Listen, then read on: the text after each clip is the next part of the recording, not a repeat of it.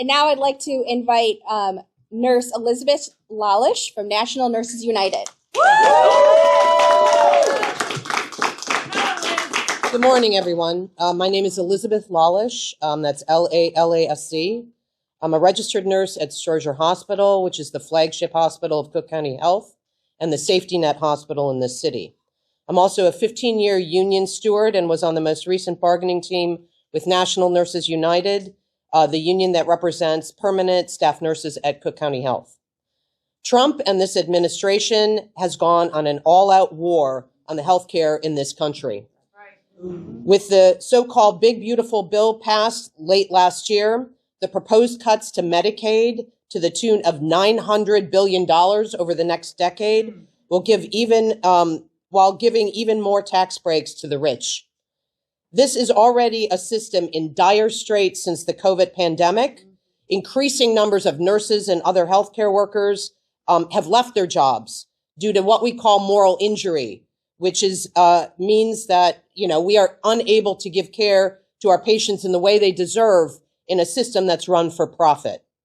These Medicaid cuts will have staggering consequences for people seeking health care in this country. It will close hospitals and create layoffs of healthcare workers. It's not only going to be in the rural hospitals where we already have very limited resources, but here in the city of Chicago as well, in big urban centers. Cook County Health receives over 50% of its funding from Medicaid.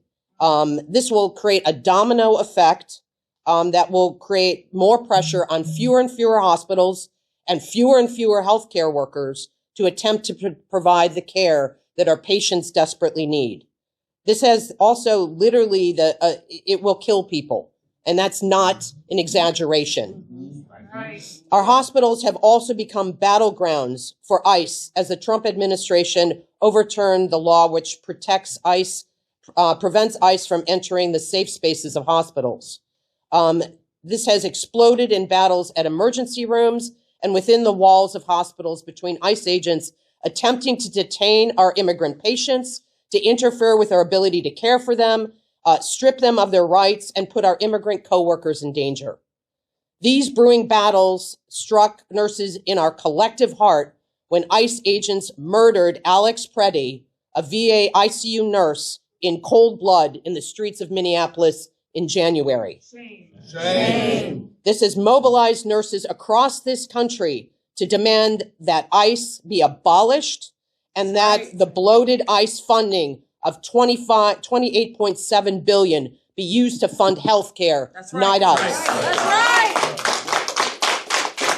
And the $1 billion a day that Jackson talked about Iran and other wars, same thing. Provide the actual services for us here.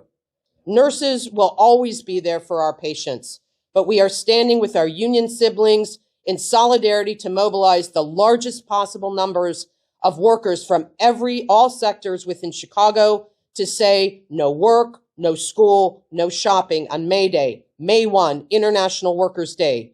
We need to show this administration that we have the power to push back on authoritarianism and to put forward a vision of a better world where all working people can live, learn, work, and thrive. Thank you.